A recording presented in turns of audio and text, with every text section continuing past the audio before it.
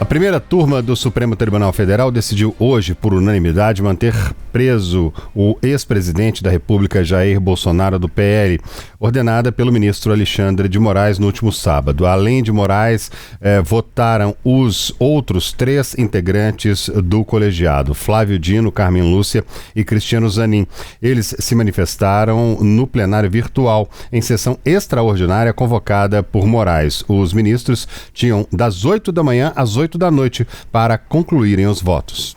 Moraes decretou a prisão preventiva de Bolsonaro atendendo a um pedido da Polícia Federal que apontou o risco de fuga com tentativa de violação da tornozeleira eletrônica do ex-presidente.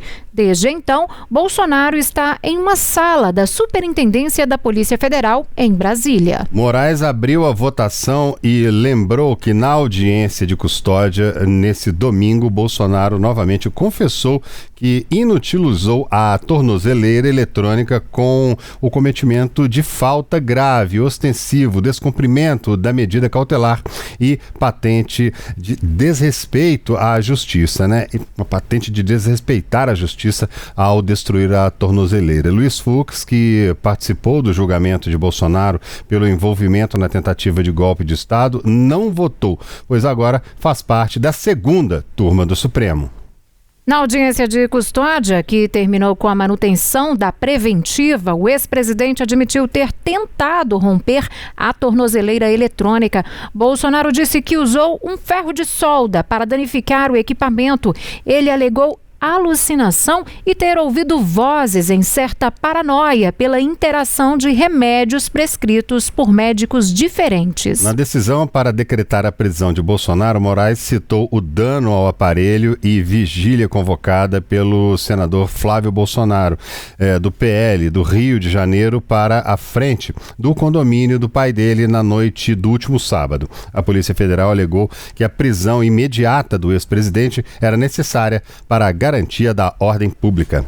Bom, e na ordem de prisão, Moraes apontou o risco de fuga e afirmou que a convocação da vigília indica a possível tentativa de utilização de apoiadores de Bolsonaro para obstruir a fiscalização das medidas cautelares e da prisão domiciliar, da qual o ex-presidente era alvo. O magistrado observou que, embora o ato tenha sido apresentado como uma vigília pela saúde de Bolsonaro, a conduta indica o uso de manifestações para obter vantagens pessoais e causar tumulto. Portanto, ali a gente destacou alguns trechos deste documento. Ele começa dizendo ali sobre a democracia brasileira, que atingiu a maturidade suficiente para afastar e responsabilizar patéticas iniciativas ilegais em defesa de organização criminosa responsável por tentativa de golpe de Estado no Brasil. E ele explica, primeiro, um dos filhos do líder da organização criminosa, Eduardo Bolsonaro, articula criminosamente de maneira traiçoeira contra o próprio país, inclusive abandonando o mandato parlamentar. Na sequência, o outro filho, do líder da organização criminosa, Flávio Bolsonaro, insultando a justiça do país, pretende reeditar acampamentos golpistas e causar caos social no Brasil, ignorando inclusive a responsabilidade como senador da República. E segue, portanto, aí esse documento no qual se manifestou o ministro do Supremo Tribunal Federal, Alexandre de Moraes, quando ele decretou essa prisão preventiva de Jair Bolsonaro. Desde o dia da prisão, diversos apoiadores vêm divulgando textos e vídeos em apoio a Jair Bolsonaro. O ex-vice-presidente Hamilton Mourão afirmou em uma postagem: "Somos todos Jair Bolsonaro". Acompanhe com a gente. Jair Bolsonaro levantou a bandeira do Brasil quando muitos já tinham desistido dela. Foi a voz de milhões de brasileiros que estavam cansados da corrupção, de ver o Brasil ser saqueado e de assistir o projeto de poder da esquerda destruir o nosso Brasil. Sua prisão hoje é mais uma tentativa de calar o homem que enfrentou o sistema. Eu te garanto, não conseguirão calar o que foi despertado por ele. O amor pela pátria, o valor inegável da liberdade, calaram fundo em cada um de nós. Somos a voz do Brasil que tem coragem. Somos aqueles que não se intimidam. Somos aqueles que não se vendem. Somos aqueles que não se dobram. E tu pode ter certeza, Somos muitos. Somos todos Jair Bolsonaro. Força e honra. E nesse domingo, durante uma reunião do G20 em Joanesburgo, o presidente Lula afirmou que a prisão do antecessor Jair Bolsonaro não afeta a relação com o presidente Donald Trump, um aliado do ex-presidente. Acho que não tem nada a ver, acho que o Trump tem que saber que nós somos um país soberano, que a nossa justiça decide e o que decide aqui está decidido. A justiça decidiu, está decidido, ele vai cumprir com a pena que a justiça determinou e todo mundo sabe o que ele fez. Então, eu não tenho mais comentário a fazer. E hoje é o último dia para os advogados do ex-presidente e de outros 7 condenados por tentativa de golpe de Estado apresentarem novos recursos de embargos, os chamados embargos declaratórios. E quais são, Lu, os próximos passos a partir de agora, hein? Olha, tem tanta coisa que pode acontecer, né, André? Como você falou, hoje, 11h59, acaba esse prazo para os chamados embargos declaratórios. Esses embargos, eles são um tipo de recurso que busca, esse recurso busca esclarecer ali algum ponto do julgamento.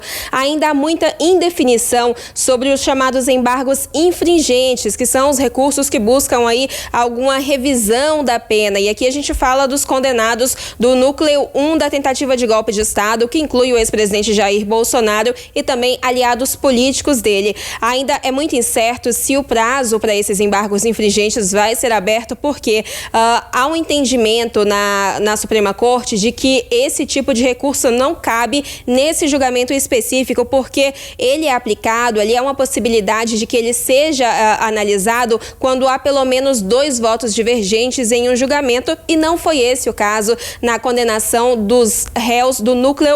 Apenas o ministro Luiz Fux se manifestou contra a condenação ali no julgamento na primeira turma, ou seja, somente um voto divergente. Então a gente precisa esperar qual que vai ser o trâmite adotado pelo Supremo Tribunal Federal, essa condução nesse caso específico, que é muito feita pelo ministro Alexandre de Moraes, que é o relator dessa ação penal que trata da tentativa de golpe de Estado. O que a gente pode ter certeza é que ao final disso tudo, o STF publica toda a decisão, todo esse caso desse julgamento, e declara ali o processo nessa fase de trânsito em julgado, que é quando nada mais pode ser revertido, e as ordens, essas penas de prisão decretadas, elas podem ser publicadas para que os condenados passem a cumpri-las.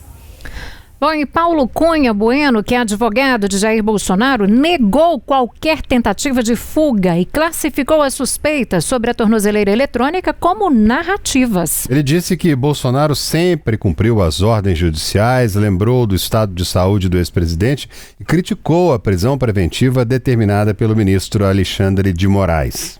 Olha, essa questão de tornozeleira é uma narrativa que tenta justificar o injustificável. Tenta justificar o injustificável. O presidente Bolsonaro não teria de forma alguma como subtrair-se, como evadir-se da sua casa. Ele tem uma viatura armada com agentes federais 24 horas por dia, 7 dias da semana na porta da casa dele. Mas por que então que ele tira? Isso é querer justificar o injustificável. Qual era a intenção do Por que ele tenta tirar a tornozeleira? A tornozeleira eletrônica tornou-se, neste caso, o símbolo da pena infamante, a versão moderna da pena infamante. Sua finalidade foi apenas causar humilhação ao ex-presidente. Não havia qualquer necessidade. Não desconheço qualquer indivíduo no Brasil com tornozeleira eletrônica que tenha uma escolta permanente da Polícia Federal na porta da sua casa. Não haveria como ele fugir. A finalidade, vou repetir, querer justificar o injustificável. Essa tornozeleira não haveria motivo algum para que ele a tivesse. Bom, agora nós vamos repercutir esse assunto com o advogado criminalista Paulo Cruzara. Paulo, mais uma vez, muito obrigada, viu, por atender o nosso chamado, por estar conosco agora dessa vez aqui no Tempo News. Boa noite para você. E eu já começo te perguntando, Paulo, sobre o que, de acordo com toda a sua experiência, né, como que você avalia e que pode ser a estratégia da defesa do ex-presidente Jair Bolsonaro nesse caso agora. A gente sabe que a Luciane acabou de trazer informação para a gente, né, que esse prazo para apresentar esses embargos declaratórios declaratórios termina hoje, 11h59. O que eles podem estar articulando por trás disso tudo, hein? A gente ainda não tem informações nenhuma sobre se foi apresentado ou não. Você acredita que, inclusive, esses embargos podem não ser apresentados?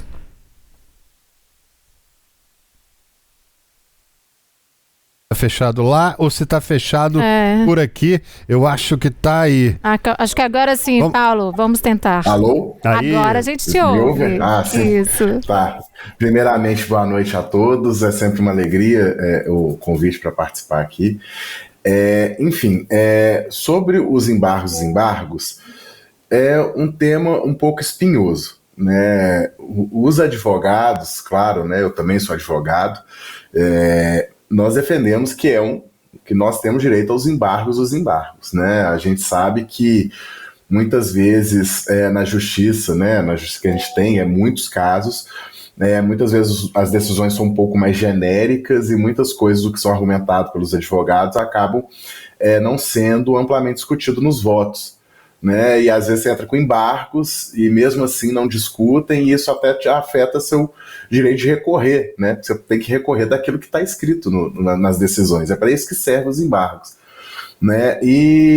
Mas nesse caso, né, o judiciário ele não gosta dos embargos, né? Eles vêm como meramente protelatórios e existe uma tendência a cercear esses embargos vistos como meramente protelatórios, né? Então, nós temos turmas, né, do STJ que hoje em dia, depois dos primeiros embargos, já avisam que não vão aceitar os segundos embargos, já manda certificar o trânsito em julgado.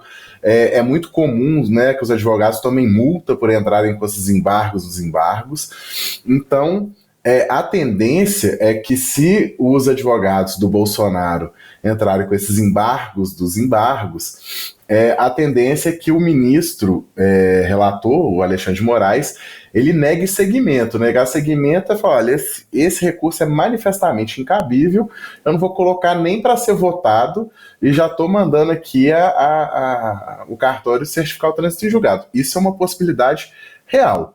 Ou ele pode colocar para julgamento, negando seguimento, esperar a turma inteira votar, e aí sim o cartório certificar o trânsito em julgado. Então, há alguns caminhos que podem ser tomados, né? Eu, particularmente, achei até que nos últimos embargos já viria algum aviso nesse sentido. Olha, novos embargos estão sujeitos à multa, qualquer coisa assim, que é bem comum que isso aconteça, tá? Não seria só para o Bolsonaro, quem é advogado sabe que isso aí está cada vez mais comum.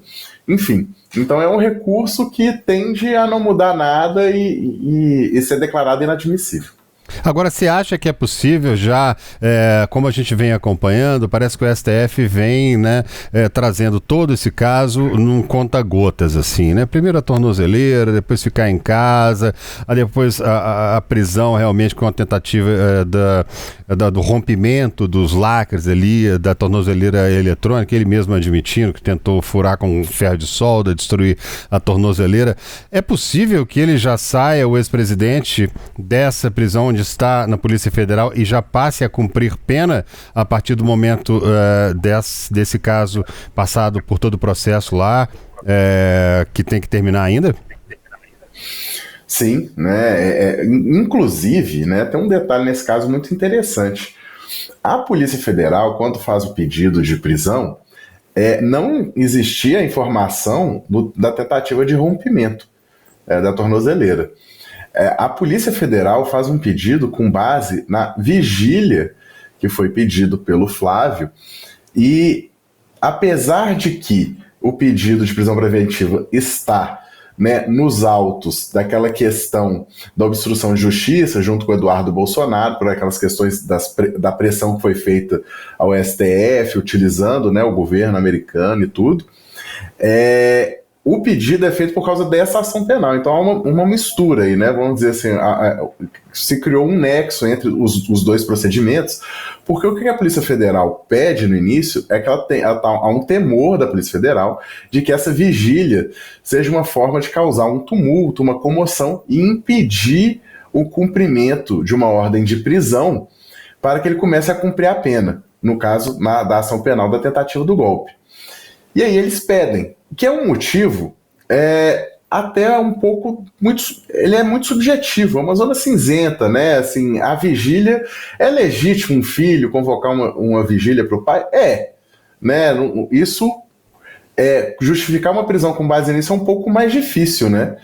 Mas, logo depois que é feito o pedido, há informação de que poderia ter tido uma tentativa de violação do dispositivo eletrônico. Né? E é aí quando o ministro Alexandre de Moraes decreta a prisão, já há essa informação. Mas ele é até muito cauteloso. Né? Ele coloca de forma bem rápida essa questão da tornozeleira, ele não quer justificar inteiramente em cima da tornozeleira, ele fala muito da vigília também, até porque a tornozeleira podia ter falhado. Né? Se ele justificasse toda a prisão em cima disso, e depois era uma falha na tornozeleira, poderia criar um problema bem sério politicamente para ele, né? Então ele fala da vigília, fala tudo, justifica, e no final menciona, e também a tornozeleira foi tentada ter sido violada. O que surpreende, porque tendo a violação da tornozeleira é o que basta, né? É o que basta. Você justifica uma prisão preventiva em 2 linhas quando isso acontece, né? É o normal. Se a pessoa está com a tornozeleira e tenta violar, o normal é que o juiz decrete a preventiva. Né? Então tem essa situação bem interessante aí nesse caso. Olá, Paulo, boa noite. Muito tem se questionado se o tempo que o ex-presidente Jair Bolsonaro passar nessa situação de prisão preventiva pode ser usado para reduzir a pena definitiva de 27 anos e 3 meses de prisão nessa condenação por tentativa de golpe de Estado. Você vê espaço? A lei tem alguma previsão para que isso seja feito, para que esse tempo seja realmente utilizado nessa condenação? É um assunto também um pouco espinhoso, porque, como eu disse antes, ele está preso pela questão nos autos da obstrução de justiça. Então, assim, teoricamente, a detração é isso, né? Você pegar o tempo que a pessoa ficou de prisão preventiva, prisão domiciliar, e reduzir do tempo de cumprimento de pena. Essa é a detração. Normalmente, ela só acontece quando é do mesmo fato, mesmo crime. Então eu estou preso preventivamente, vamos dizer, por um roubo, sou condenado por esse roubo. Quando eu começo a cumprir a pena, esse tempo que eu fiquei preso preventivamente, conta. Agora, se eu estou preso por um segundo roubo, quando eu sou condenado por esse roubo, não conta. Né? Essa que é a regra. Aí, nesse caso, tem 2 coisas que podem acontecer. Né? Tem os precedentes tanto do STJ quanto do STF.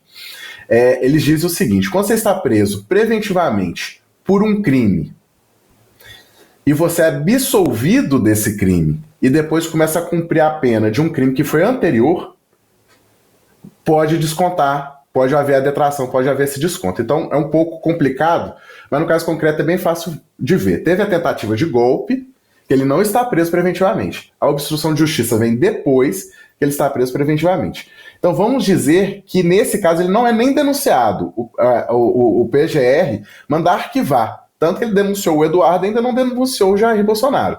Então se ele mandar arquivar, fala, olha, não há provas da participação do Jair Bolsonaro, vamos arquivar, aí pode descontar porque o crime de tentativa de golpe é anterior. Esse é o precedente.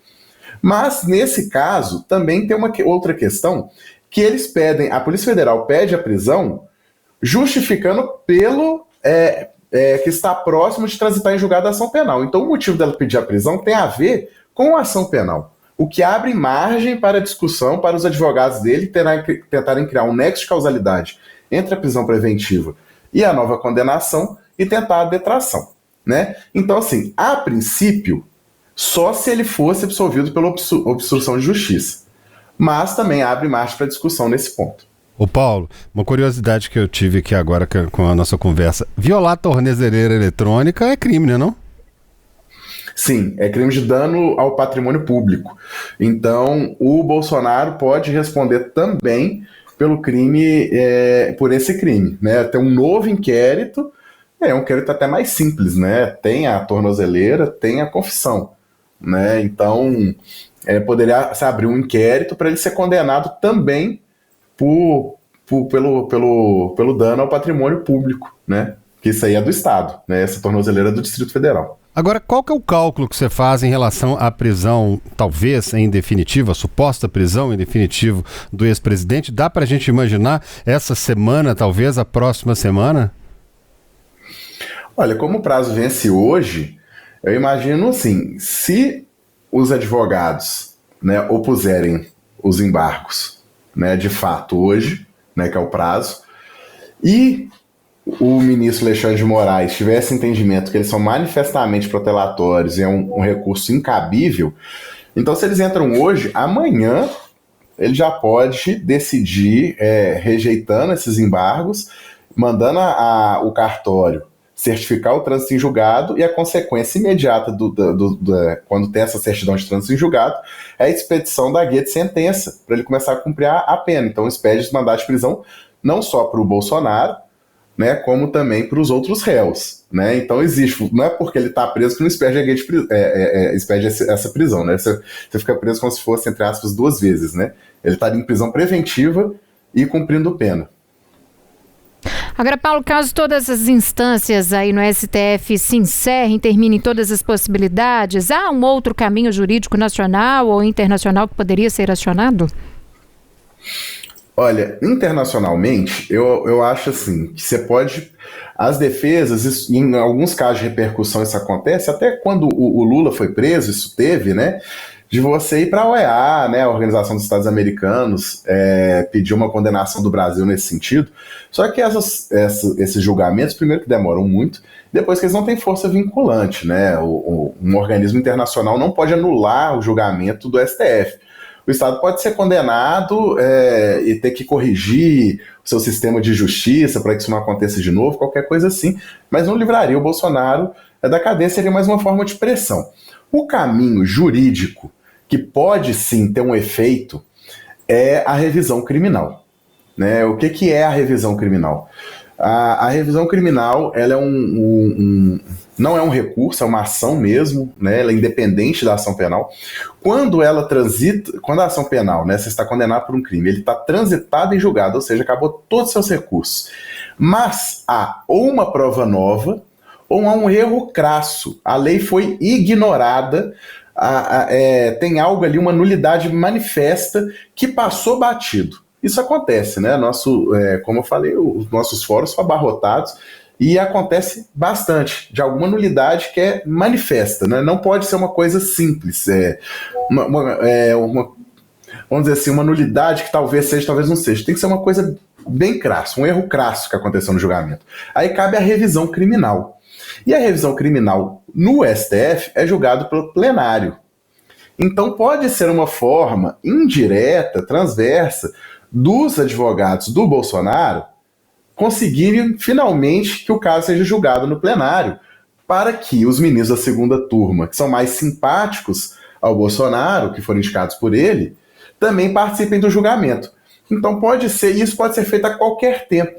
Né? Então pode ser que eles façam de imediato, pode ser que eles esperem a composição do STF mudar, pode ser que eles esperem, né, os ventos políticos mudarem, né? Aí é um cálculo que é político, tem que ser feito, né, pela defesa do Bolsonaro para entrar com a revisão criminal, e aí seria julgado pelo plenário. Né? E como nesse caso é um caso de grande repercussão, para eles reconhecer alguma nulidade, alguma coisa que seja, não custa nada. Né? Se tiver, é politicamente favorável que isso aconteça.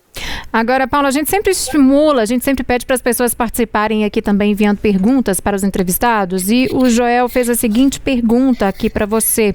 E no caso do deputado federal Nicolas Ferreira, que foi filmado com o celular na casa de Bolsonaro, essa situação pode trazer algum tipo de problema para o deputado? A princípio, sim. Né? Vai depender de muita coisa. Né? Como no direito sempre né? Vai depender de várias interpretações. Porque adentrar com celular dentro de uma unidade prisional é crime. Né? Se você for numa unidade prisional, nem o diretor entra com o celular. Né? Os policiais penais, todo mundo deixa o celular na portaria. E não pode entrar com esse celular. Aí vem a questão, né? Lá é uma unidade prisional, porque é a sede da PF, mas está sendo usada de unidade prisional. Né? Ele foi... alguém falou para ele, não, pode entrar com o celular que não vai ter problema, que aí também elide o crime dele, né? Se ele tem uma ordem direta deixando, então tem que ser apurado, né? Mas que a princípio isso pode ser interpretado como um crime de adentrar com o celular em unidade prisional, pode. né? Mas aí vai depender também, tudo é questão política, né? Quando você envolve ex-presidente, deputados, né? E o Nicolas é um deputado muito votado, né? Então, com uma força política muito grande. Então, isso tudo entra no cálculo, até porque o Congresso pode, né, encerrar qualquer investigação, suspender qualquer investigação contra um deputado. Então, pode ser que, assim, simplesmente, né, isso aí não dê nada, né? Ou talvez um ofício do Alexandre de Moraes pedindo para que isso não aconteça de novo. Pode acontecer nesse sentido, né? Paulo, agora uma outra questão. Na sexta-feira, a gente viu a defesa de Jair Bolsonaro pedindo ao Supremo Tribunal Federal que o ministro Alexandre de Moraes, que até a própria Suprema Corte, concedesse, no caso, né, prisão domiciliar humanitária quando essa ordem de pena definitiva fosse publicada pela Justiça. No sábado, a gente teve a prisão preventiva do ex-presidente. Um dos fatos alegados ali na decisão do ministro Alexandre de Moraes foi justamente essa tentativa de rompimento da tornozeleira eletrônica, e no mesmo dia, durante a tarde, ali no início da tarde, Moraes já negou esse pedido feito pela defesa de prisão domiciliar em caráter humanitário. O senhor vê, diante de todos esses fatos, desse vídeo, inclusive, que repercutiu de como ficou a tornozeleira eletrônica queimada ali pelo ex-presidente, o senhor vê alguma chance ainda da defesa conseguir essa prisão domiciliar, até mesmo no futuro, quando essa situação toda passar um pouco, essa ordem de prisão for decretada? Tem alguma chance ainda na sua avaliação? Se tinha uma chance, dificultou muito com essa questão da tornozeleira. Por quê? A prisão domiciliar, ela não é uma cautelar diversa da prisão preventiva. Ela não é um estágio antes da prisão preventiva. Ela é uma alternativa à prisão preventiva por questões humanitárias. Então, nesse sentido, tecnicamente, o Bolsonaro já estava em prisão preventiva na modalidade domiciliar por questões humanitárias, por ele ser uma pessoa idosa, por ele ter esse histórico, né, de doenças. Só que acontece o seguinte, né, quando há um risco de fuga muito grande, é óbvio que o juiz vai ponderar isso, né? Se a pessoa vai tentar fugir, então não dá para mandá-la para casa, porque aí ela não vai cumprir pena nenhuma, né? Então o que aconteceu foi que o ministro Alexandre de Moraes, ele tinha colocado o Bolsonaro, o ex-presidente Bolsonaro, em prisão domiciliar, né, em prisão preventiva, modalidade de prisão domiciliar, só que ele já tinha identificado um risco de fuga, tinha colocado uma viatura da Polícia Federal, tinha colocado a tornozeleira, né? O que o advogado dele falou antes realmente é verdade, não é comum isso. Que a pessoa que está em prisão domiciliar tem uma escolta própria. Mas esse caso é todo diferente, né? Até porque não tem dinheiro público, não tem agentes que cheguem para vigiar todo preso que estiver em prisão domiciliar. Mas esse é um caso diferente. Então já tinha identificado um risco de fuga, então ele falou, olha, eu vou te mandar para casa, mas como tem esse risco, eu vou te deixar aqui cercado, vai ter agente, vai ter tornozeleira, vai ter tudo.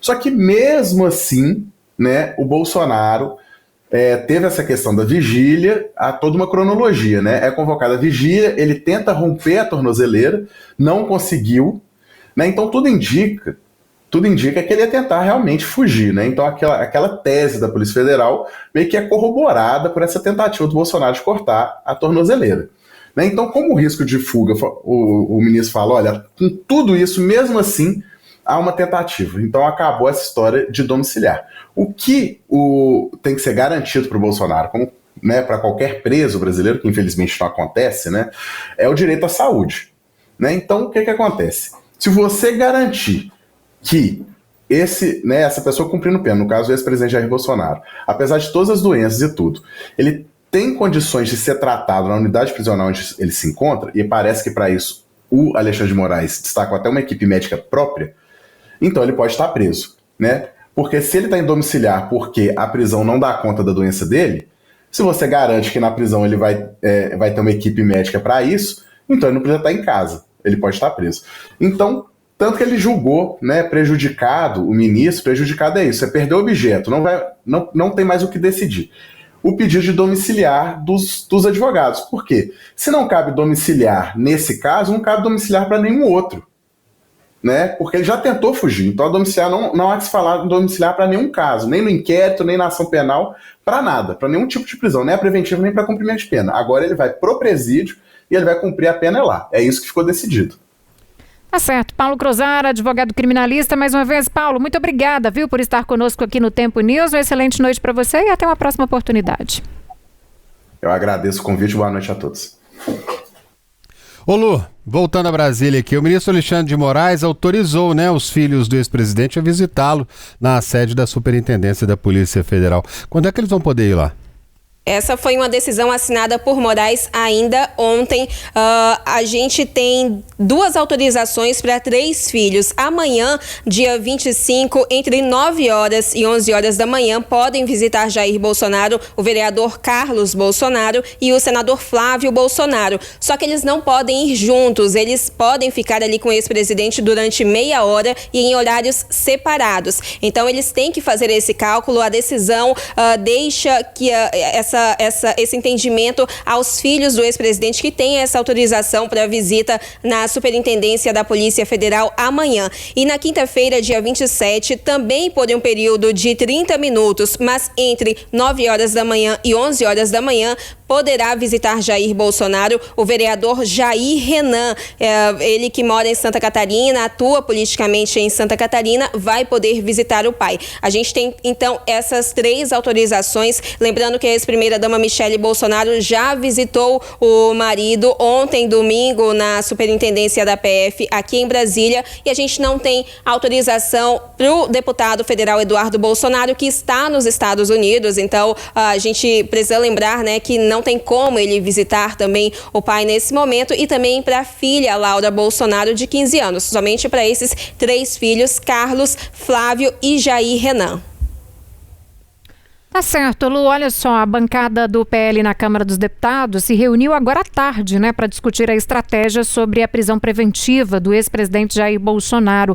O líder do PL na Câmara, deputado federal Sóstenes Cavalcante, havia afirmado que o grupo pretende intensificar a pressão pela votação de um projeto de anistia aos envolvidos nos atos de depredação de 8 de janeiro de 2023, o que poderia, de certa forma, beneficiar o próprio ex-presidente Jair Bolsonaro. O que a gente tem sobre essa reunião de hoje? O que foi divulgado em relação a isso, hein, Lu? No final da reunião, a gente teve uma coletiva de imprensa com nomes do partido e uma manifestação mais evidente do senador Flávio. Um problema com o áudio da Lu em Brasília. Daqui a pouquinho a gente volta a falar com ela. Ela que explicava pra gente, sobre essa coletiva, uma coletiva que foi concedida hoje, logo após, portanto, essa reunião, da bancada do PL na Câmara dos Deputados. A gente ainda traz detalhes ainda nessa edição aqui sobre essa coletiva. E ainda falando sobre esse assunto, a Casa Branca se manifestou por meio do subsecretário de Estado Christopher Lindenau sobre a prisão de Bolsonaro, afirmando que não há nada mais perigoso para uma democracia do que um juiz que não conhece limites. Vamos ver o que ele escreveu, portanto, o que o subsecretário escreveu na rede social X. Ele disse o seguinte: o ministro Moraes é um violador dos direitos humanos sancionado, trouxe descrédito e vergonha internacional ao Supremo Tribunal Federal do Brasil ao desrespeitar as normas tradicionais de contenção judicial e politizar descaradamente o processo judicial. Os Estados Unidos estão profundamente preocupados com seu mais recente ataque ao Estado de Direito e à estabilidade política no Brasil. A prisão provocativa e desnecessária do ex-presidente Bolsonaro, que já se encontrava em prisão domiciliar sob forte vigilância e com extrema restrição de comunicação. Não há nada mais perigoso para a democracia do que um juiz que não conhece limites. Tá aí, colocou bandeira dos Estados Unidos, do Brasil, limites para, portanto, seu poder. Tá aí publicação desse subsecretário dos Estados Unidos sobre este assunto, André. É isso aí. A pesquisa Quest, divulgada hoje, mostra mostra que a prisão preventiva de Jair Bolsonaro tornou-se um dos episódios da política brasileira com maior repercussão nas redes sociais. De acordo com os dados da Quest, a detenção do ex-presidente gerou aproximadamente 448 mil menções nas plataformas digitais, publicadas por 128 mil usuários e chegando a 116 milhões de pessoas. A arte está na tela aí, você acompanha a pesquisa Quest, divulgada hoje, né? Mostrando que a prisão preventiva, como a gente disse aqui, tornou-se um dos episódios, né, com maior repercussão. Tá lá, 448 mil menções nas redes digitais, 128 mil publicações, 116 milhões de pessoas alcançadas. É muita gente. Ainda de acordo com a pesquisa, cerca de 42% das publicações sobre o assunto foram contrárias à prisão de Bolsonaro, enquanto 35% mostravam um viés favorável à medida cautelar. O levantamento foi realizado entre a manhã de sábado, né, quando começaram a circular as notícias da prisão, e as 2 da tarde do domingo. Síria, tá na tela aí pra gente ter uma noção, Pois né? olha só, gente, publicações que foram contrárias à prisão do ex-presidente Jair Bolsonaro. Isso aí, somando-se publicações em todas as redes sociais, né, monitoramento ali do Google, de portais de notícia. Então, publicações contrárias somam-se 42%. E, por outro lado, publicações que mostraram viés aí favorável à medida, né, a medida cautelar, pessoas que concordavam e se manifestaram dizendo isso pelas redes sociais, somam 35%. Portanto, os dados trazem ali pra gente que a maioria das pessoas discorda do que, a maior parte discorda, né, dessa prisão preventiva do ex-presidente Jair Bolsonaro. Isso de acordo, portanto, com esse levantamento, né, que foi feito pela pesquisa Quest.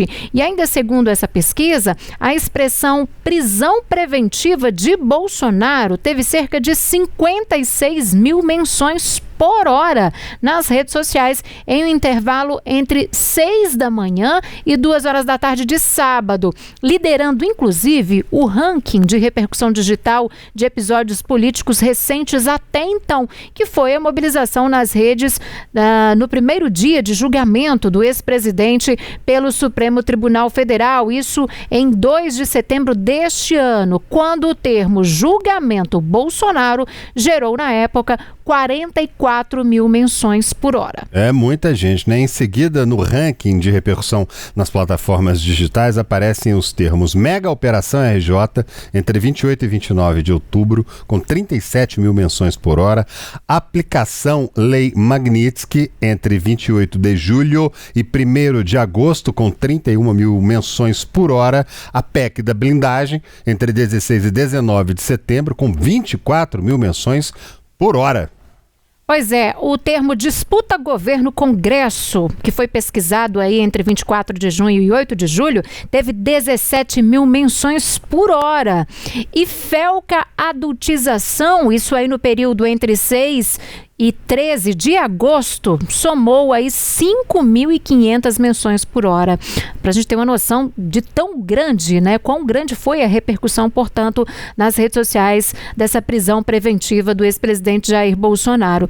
Esse levantamento da Quest foi realizado a partir de ferramentas, né, que analisam as redes, além de portais de notícias, como eu disse, e também de buscas direcionadas aí no Google. O assunto rapidamente se espalhou pelas redes sociais, sendo manifestadas aí opiniões e muitos memes também, né, Lulandinho? Vamos falar agora desse assunto aqui, que a gente trouxe esses dados sobre as redes sociais, as repercussões, né, da prisão preventiva de Bolsonaro. Depois você conta pra gente um pouco mais, que a gente teve um pequeno problema na sua fala quando você começava a trazer a informação pra gente de como que foi essa coletiva de imprensa que aconteceu após essa reunião da bancada do PL.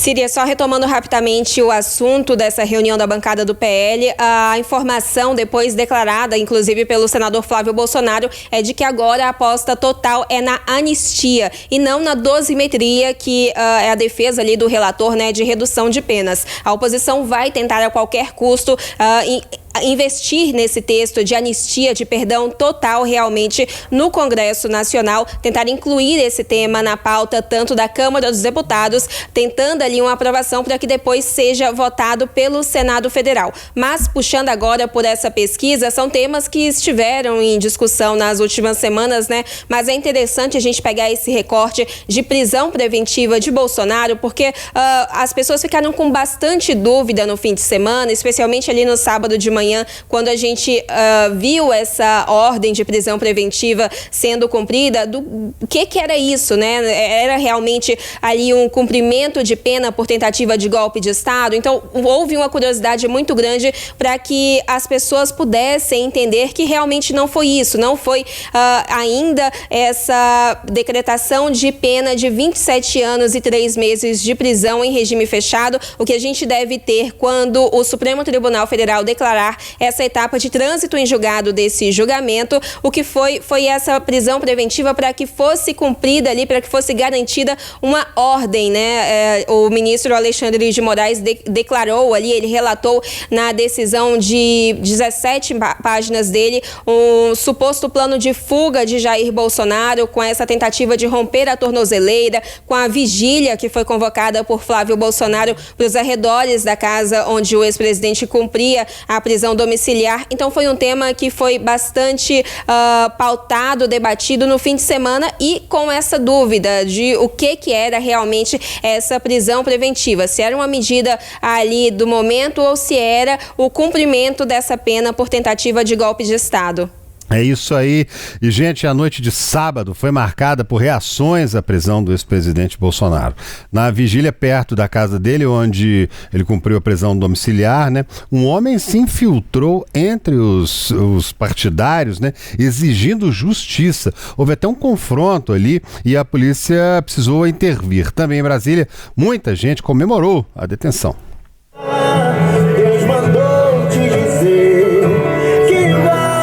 Dezenas de apoiadores do ex-presidente brasileiro Jair Bolsonaro realizaram uma vigília perto de sua residência para orar por ele após a prisão no sábado.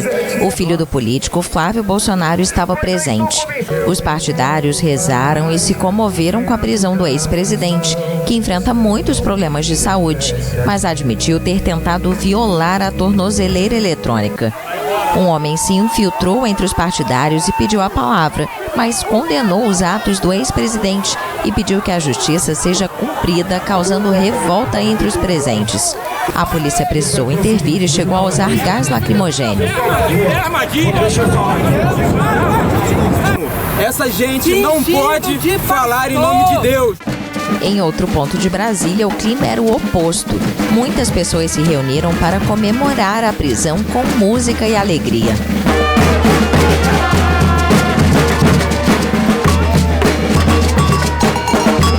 É o Natal antecipado, a prisão do Bolsonaro, pô. Um momento maravilhoso, momentoso. Tudo que é tentar contra a democracia tem que ser freado, né? Tem que comemorar também quando a gente consegue esse feito histórico, democrático.